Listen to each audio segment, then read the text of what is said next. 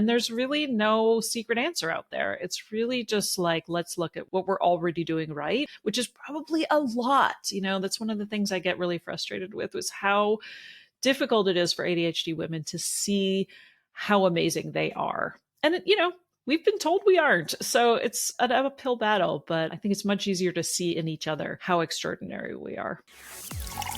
Welcome to Successful with ADHD. I'm Brooke Schnittman. Let's get started.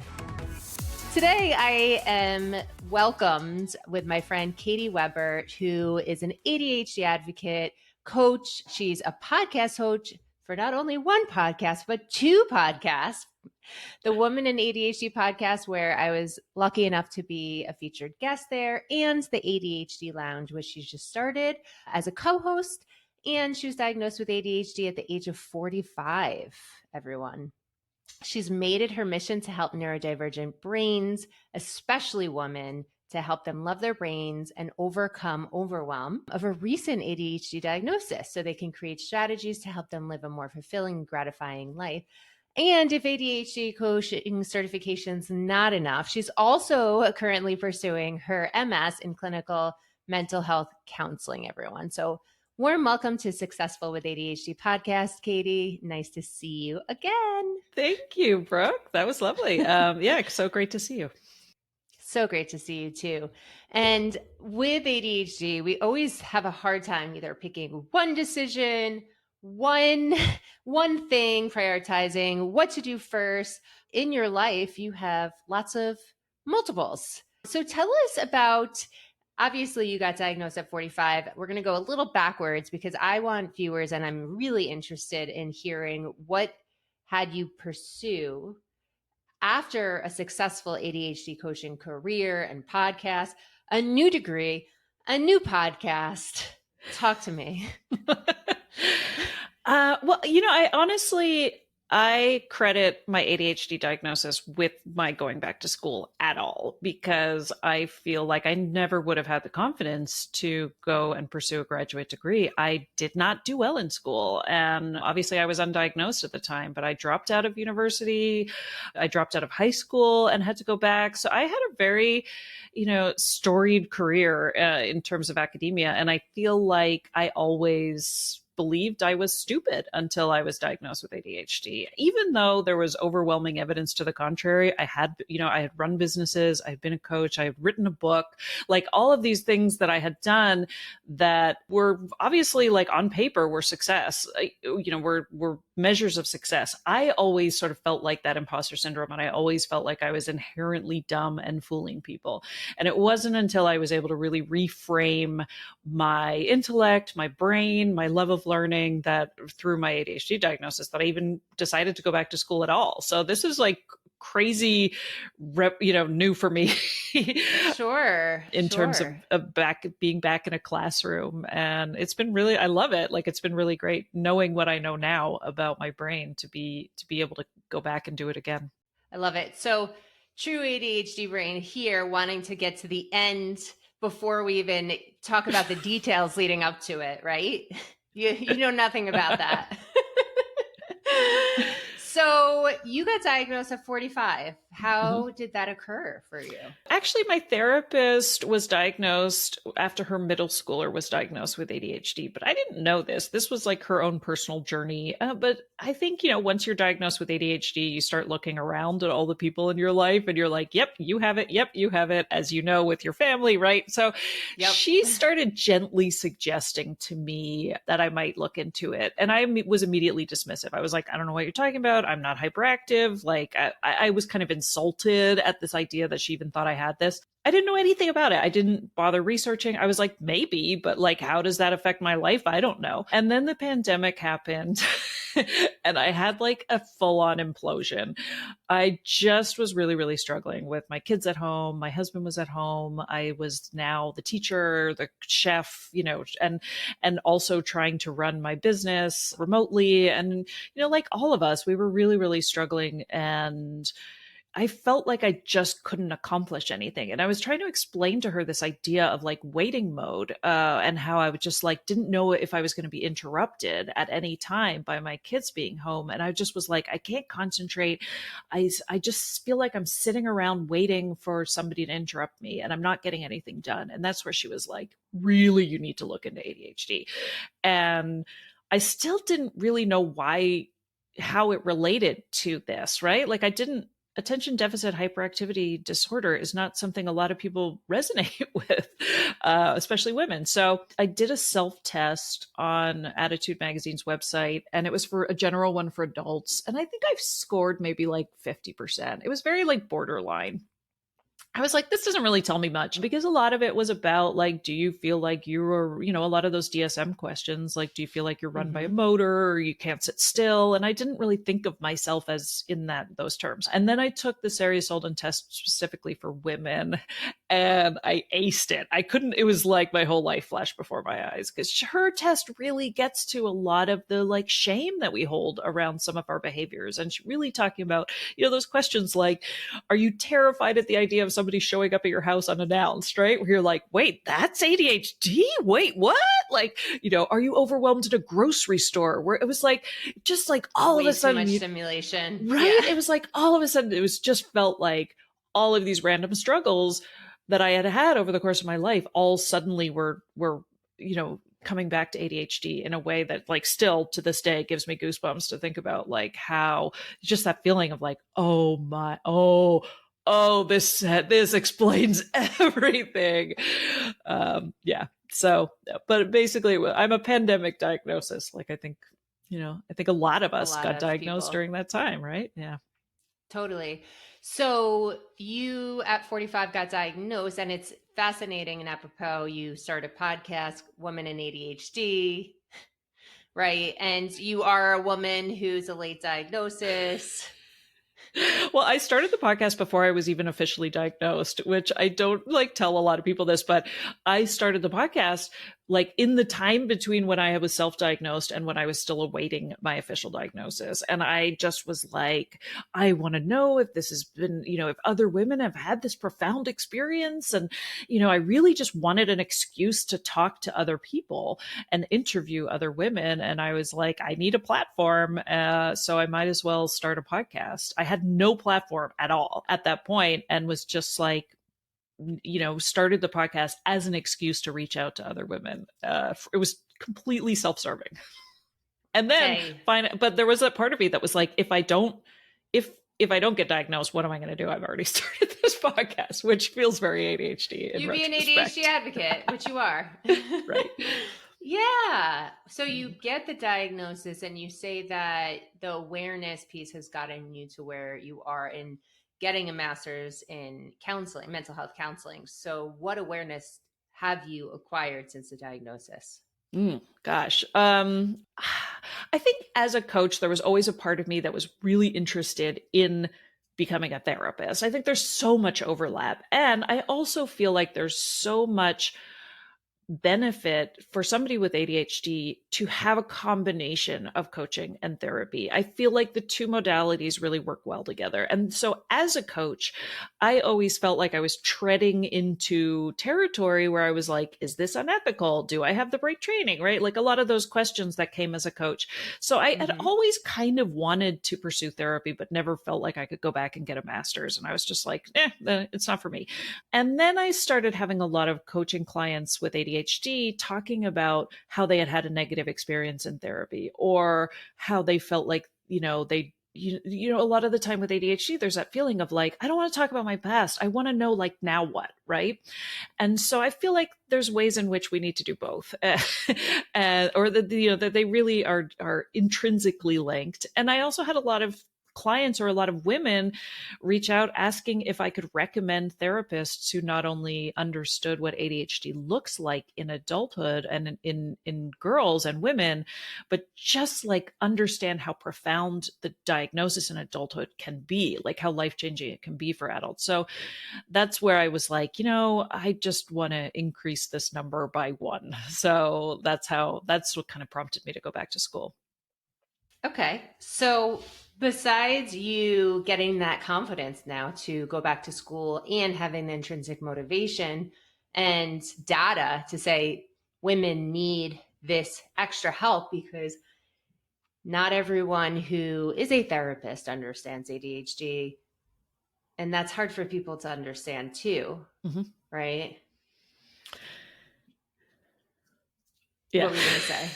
Well, I was just going to say, one of the things I noticed through my own life and also talking to so many women through the podcast was how many of us are diagnosed with depression and anxiety leading up to an ADHD diagnosis. And I feel like depression is something, our experience with depression is unique and very different from how clinicians view it and how clinicians treat it. And that was something, it was a conversation I was having with a lot. And I'm now realizing in the training, in this, going back to grad school, how I have a lot to offer in terms of this conversation. Like, I think there is a very limited view of what depression looks like in terms of, just the clinical diagnosis. And I feel like our experience as neurodivergents is very, very different. A lot of our depression comes from frustration and executive dysfunction, not from malaise and despondency and a lot of that stuff. So that's where I feel like right? Like, I think the conversation really, there's a lot of nuance there. And I feel like there are a lot of therapists, like you said, who just don't understand what it looks like or even how to treat it. Yeah. It's funny because I actually I've seen lots of therapists over the years, and I was diagnosed with anxiety and dysthymia. And then I saw a regular doctor who was more like a pill mill here. And I was going to him just to easily get my antidepressants, which I do not recommend to people if you don't know who like your doctor really is at the core. Like, do your research. But he also diagnosed me with malaise. And I'm like, that is the complete opposite of me. I can't sit still. Like, I have to constantly be going, I am not tired at all. Like, what do you know about my mental functioning? And it's so interesting until you yourself, with the help of that therapist, realize that your symptoms over COVID were very ADHD like. It wasn't until then that you put the two and two together, and you said, you were defensive at first. And I also was very defensive when even though this is what I do for a living and did for a living, I was very defensive about the ADHD diagnosis. My best friend was a social worker. She's like, I think you have ADHD. I'm like, what are you talking about? So there's such limited understanding of how it shows up for women compared to, as you mentioned, the kid in the classroom or boys. It's so different. And I love what you say about depression too, because there are some therapists out there that don't believe that generalized anxiety disorder or SAD actually exists. And they think that the depression that comes with that really for people with ADHD is, like you said, the lack of executive dysfunction or the trauma that we've experienced up until now that we haven't been able to manage or understand. Yeah. Right. And I think a lot of us too, like, I don't dispute the fact that we are depressed, but I think that there is a sense where it's like a lot of the question comes down to what is wrong with me? My actions are not reflecting my intent. And so therefore I feel sad because I'm disappointing people in my life. I'm disappointing myself. And so, yes, you are depressed. Like, there is a sense of depression there because we're confused. And that's where I feel like frustration is one of those emotions that really, really stands out to me as an indicator of the, what our desire to do things, the overwhelming desire to do things and the inability to accomplish them. And that's where that frustration. And I'm like, when that element of frustration is in there, those questions like, what is wrong with me, doctor? Those should be flags to any clinician that there is, like, instantly that's an executive dysfunction issue. It's not just despondency or how I feel like they look at it. Yeah. Yeah, I think on a basic level, every single human wants to understand themselves. And if they can't get the answers from professionals, then they become anxious and depressed and stressed. And they're going to continue to try to seek out answers until they try to figure it out or just identify as whatever their symptoms are as a human rather than the diagnosis. And I so appreciate how much you are giving back and continuing that lifelong learning journey to support women with late diagnosis or new diagnoses. So, yeah. Thanks. Absolutely. So, you have one of the top podcasts in ADHD, women in ADHD. It's at the 0.5% mark. Then you go and you say, okay, I'm going to start another podcast, the ADHD Lounge, as if that wasn't good enough. What was your reasoning for that? May I ask? It kind of happened accidentally. So Alex Gilbert is my co-host, and she's a wonderful ADHD coach. I adore her. She was on my podcast and had done some workshops for me in my online virtual community. And we really just kind of connected, and we had been talking for a long time about creating a community, a coaching community where we could do body doubling and have experts on and do, kind of the social aspect of ADHD, which we know is so important, right? The social aspect of accountability and that hive mind, C. right? Exactly.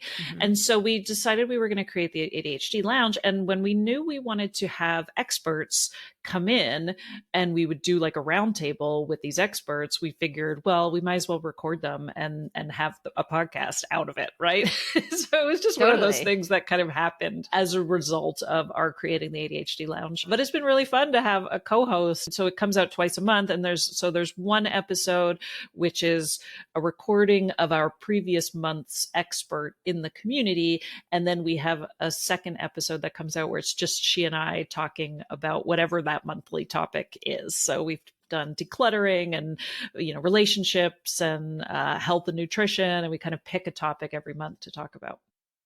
I love that. It seems like a lot of the things in your life have come out organically. They weren't forced. It's okay, I have this problem. I'm going to do some investigation, and oh, look, there's work that's being done. So let's do something with that work. Same thing with your first podcast. Same thing with the master's degree. And yeah, I don't plan ahead very well. I really just stumble into things. But you know what? It's worked for you. And I think that in general, when people try to force something for themselves because they have this idea that they need to do something because they're told that they should be doing it, or they have to create this thing for themselves, that's where you can really just get stressed out. So I love the fact that you found that there's a need and you kind of just eased into it and put one foot forward and let it evolve as such. Yeah. I definitely follow the dopamine when it comes to these new ventures, for sure. Okay. So what else is your dopamine saying then? Oh gosh. I think at the heart of it, like you said, I really just want to offer help to this very, very specific population. I get how overwhelming and complicated it is to have this diagnosis. So I'm starting to learn in my own life, like, what are the things that have helped me? What are the things that I feel really I need the most, or what are the tools I've used the most, and how can I kind of turn around and offer that in a genuine way where I don't want to sound like one of those people who's like, I would do this for free, but it always feels like I'm trying to I just want to offer people resources that are helpful, right? And really kind of take away any of that stigma behind, like, there's a secret out there, and if you buy my thing, you're going to discover that secret. I try overnight. Right? Exactly. Like, I really try to hopefully offer really useful resources, in a way that benefits us both. We were talking about some other unexpected symptoms or manifestations of women and ADHD, which also triggered you to go back and get your master's. Do you mind sharing that with our audience? Yeah. So before I was diagnosed with ADHD, I was already a coach. I didn't become an ADHD coach after my diagnosis. I was already a coach. I was a health coach. And I was working specifically with women to overcome binge eating, and had no idea at the time that this was related at all, that disordered eating was related to ADHD. It was just from my own personal journey as somebody who really, really struggled with yo-yo dieting and left diet culture and embraced intuitive eating, but also recognized that intuitive eating was really difficult as well. And so like I felt like I had this niche working with binge eaters. And then after my diagnosis, I was like, oh yeah, I kind of had to call everybody and be like, guess what? We all have ADHD. Oops. Yeah, exactly. So that was my book, which I wrote in 2017 it's not written from an ADHD lens. It was written before I was diagnosed, but it's definitely, like, looking back, it's hilarious because I'm like, this is the most ADHD friendly book. And I'm basically talking about what it's like to have ADHD and struggle with disordered eating. Yeah, let's put that link in the show notes if you're still selling that book It's out still there. out there, yeah. Okay, awesome. So for those people who have ADHD and believe that they might have some disordered eating to an extent, can you explain what that really looks like for people?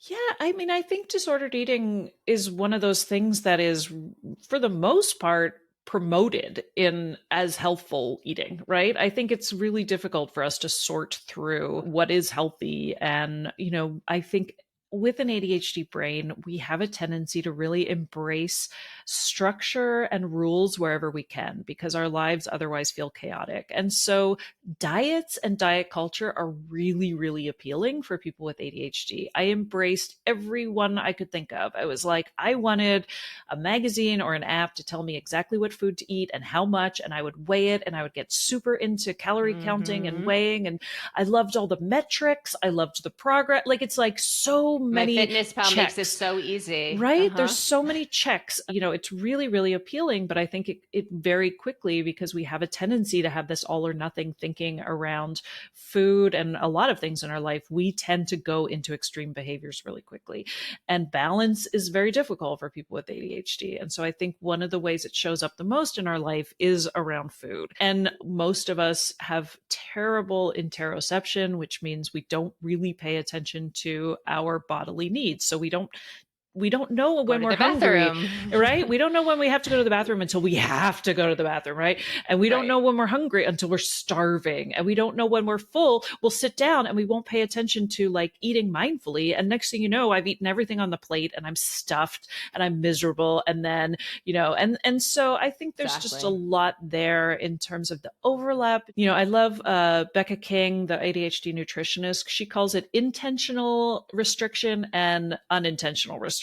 And kind of how, the way in which, like, intentional restriction is calorie counting and trying to, weight loss and all of our complicated relationship with weight and the scale. But then there's unintentional, like not paying attention or hyper-focusing, or the way that our meds, we don't eat. And suddenly it's like 4 o'clock in the afternoon and you start to crash and you need to eat everything in the house. And so we get into those cycles. So yeah, I could go on for hours and hours about our relationship with food.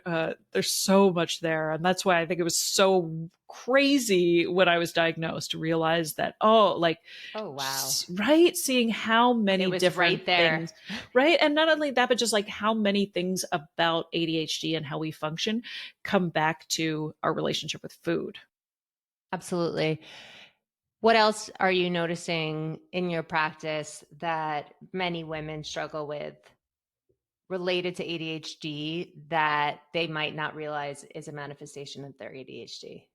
I think a big one for me was motherhood, for sure. Like, I always want to go back to that version of me who had newborns and was sleep deprived, trying to breastfeed. And I was so overwhelmed and so I mean, God, I just want to give that poor woman a hug, because I just feel like there's so much in terms of sensory issues and noise and sleep deprivation and just, again, wanting to do everything right. Like, I felt like I was so obsessed with like disposable diapers or not disposable or breastfeeding or formula, like all of those ways that I desperately wanted to be the best mother and felt like I was failing all the time. That cognitive overload of decision making when it comes to Right? mother, and the mother guilt is ridiculous. I'm experiencing it. Right. And it's just one of those things that, again, it's like there's so many elements of ADHD that come into play when I'm not only, I haven't even, haven't even talked about the hormones and all of that, all of the crazy unknowns around, our cycle and emotional regulation. So it's just a really, really hard time. And I feel like that was a huge eye opener for me, just in terms of how much I struggled and how alone I felt during that time where I was like, is everybody like, because you're told like it's hard, and so you sort of assume, well, everybody struggles, right? And not really realizing that perhaps I struggled a lot more or in different ways that I wasn't able to communicate at the time. So I feel like that's a big one. And then again, I feel like a lot of women get diagnosed in their 40s or older, where they're just like, I'm not doing this anymore, right? Like, I feel like there's that sense of like, I'm not juggling this anymore, I'm not taking people's crap, all of the people pleasing that we've leaned on so much over the course of our lives. We get to this breaking point. There's some catalyst that comes along where we're like, nah, I'm not doing that anymore. And then it all falls apart. Reach that threshold. Yeah. Right. Your cup is so filled with toxic negativity that you just say, F it. I am halfway through my life and I'm ready for more. Like, I don't need to take on your BS anymore. Right. Right. Totally. Yeah. But also back to the hormones piece, then, many people in their late 40s are dealing with perimenopause, menopause. So then that exacerbates their ADHD symptoms. And it's just this like crash, right? Exactly. And then I think there's just so much gatekeeping in doctors' offices too, where they're just like, oh, it's just menopause. Just sit tight. It'll get better in a decade, or, like there's just so few answers. Well, thank you. I can't wait for 10 years from now. Right? Yeah. There's just so much of that. Like, you just need a good night's sleep or drink more water. All those things we've heard from our clinicians that are so aggressively unhelpful in terms of, like you had said, like answering those questions in our lives. Yeah, absolutely. So what would you say, since you continue to grow and learn to help others? So it's been 3 years now since you got the official diagnosis, correct? Or 4 years, 3.5. What would you say you've learned most about yourself at this point?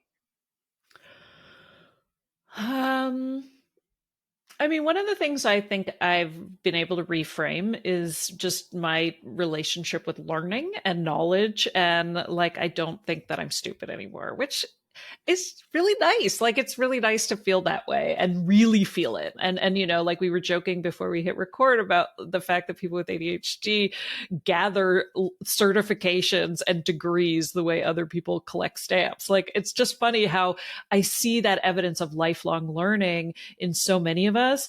And yet at the same time, I think so many of us share that feeling like, because we struggled in an academic setting, that we weren't really like smart on paper, and so I think that's been a huge shift for me, which has been really nice in terms of how I move through the world and how I move as a mother, in terms, I have a lot more grace with myself in terms of parenting and how I am as a partner. Like, I feel like that has really affected how I move through the world.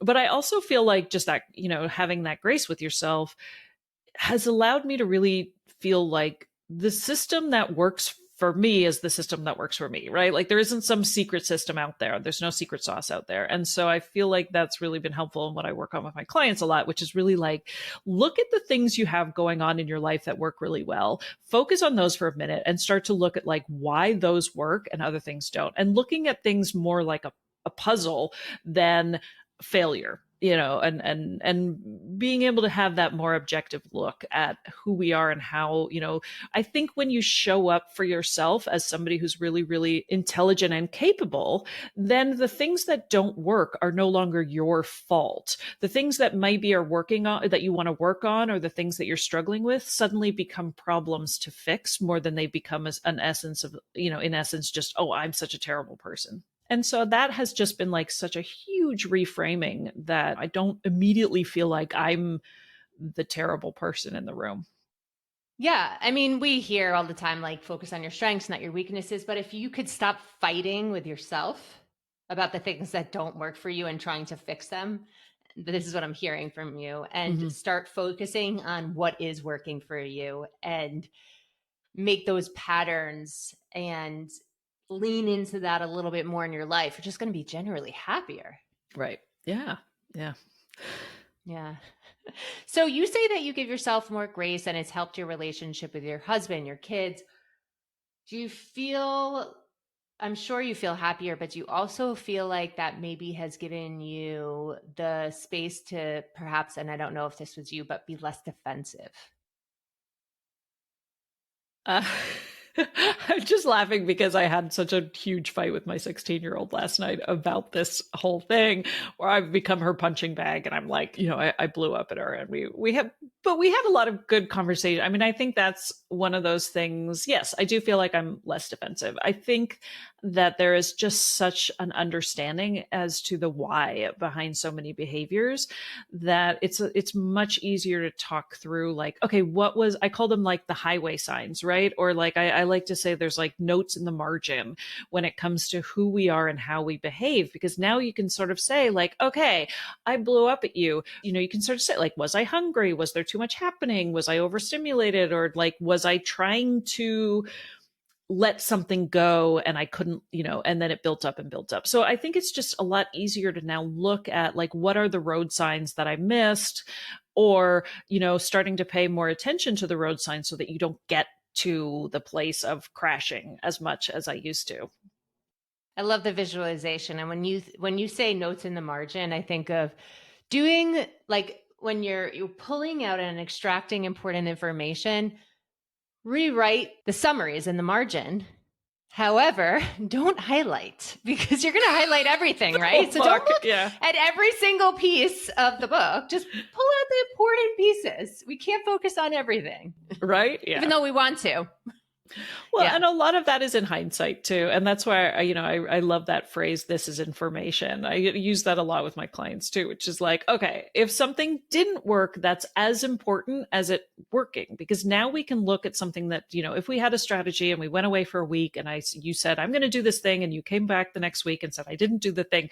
That's really important, because now we can look at like what was missing, right? Like that is just as important information as if you had done it. So looking at things, again, with that objective lens, I think can be really helpful for us.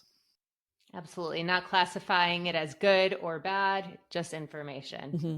Mm-hmm. Wonderful. Katy, where can people find you if they want to slip into your ADHD lounge or listen to your podcasts? or just chat? Yeah. So you can find me at womenandadhd.com, which is my company for the podcast, which is also called Women and ADHD. There's some courses there. I also have another coach who's working with me who is doing some group coaching packages coming up. And so there's lots of stuff over there, lots of free resources over there. And then the ADHDlounge.com is where the coaching community is that I run with Alex Gilbert. That's a monthly community where we have weekly body doubling. We do weekly strategy sessions where we come together, figure out what our week ahead is going to look like. And we do monthly strategy sessions. Those I find are amazing. Gosh, I love those. Yeah, foresight is hard for people with ADHD. Yeah. So to plan ahead in a month. That's the thing. Yeah, exactly. Like I'm not much of a planner, but one of the things I really like is taking that time to really think like, what do I want to accomplish in the next month? What do I want to accomplish in the next 7 days? Can be even not, you don't have to spend a lot of time doing that. It's really just figuring out how to stop yourself in your tracks and do that, which is where I think things like body doubling and community accountability work so well for our brains. 100%. Now, I know you're not going to be able to come up with just one thing. Yes, I'm labeling our conversation. So what is one thing or more that you would want to leave our viewers with as a strategy to support them with their ADHD? One thing, huh? Or two. I mean, I think at the end of the day, the most important thing you can do for your ADHD is daily movement. Like, get outside, get your heart rate elevated. That I do that every morning, and it's a game changer. Like, nothing else I think is as important as daily movement. It amazes me how difficult it can be sometimes for us to do that. I feel like that is like the number one tip I can offer. But I'm going to slip a second one in there because I can't help myself, which is that. But again, it's just that idea that like the system that works for you is the system that works for you. You probably already have a lot of things that work for you in your life. So let's figure out what those are and let's extrapolate from those so that we can start to like see those patterns and work on everything else. But, you know, put down the self-help books and really start. Except for mine, of course. Except yours, of course. I wouldn't put yours in the self-help category, but like I think of all the different self-help books I read over the years thinking the answer was at the end of them. And there's really no secret answer out there. It's really just like, let's look at what we're already doing right. And which is probably a lot, you know, that's one of the things I get really frustrated with was how difficult it is for ADHD women to see how amazing they are. And, you know, we've been told we aren't. So it's an uphill battle, but I think it's much easier to see in each other how extraordinary we are. I love that. Just to summarize, stop scanning everyone else and what they're doing and start scanning yourself and see how amazing you're doing things. Your log of awesome. So I think that's an amazing place to leave everyone. And I'm going to put your links in the show notes. And it's just such a pleasure to finally reconnect. Katy and I have been going back and forth since 2020. And because she has multiple accounts, I didn't realize it. But anyway, I'm glad that we're connecting a lot, and I'll see you soon at the International ADHD Conference. Yeah. We'll connect again. Thanks so much, Katy. Thank you. Thanks for listening to this episode of Successful with ADHD. I hope it helps you on your journey. And if you need any additional support for you or a loved one with ADHD, feel free to reach out to us at coachingwithbrooke.com and all social media platforms at Coaching with Brooke. And remember, it's Brooke with an E. Thanks again for listening. See you next time.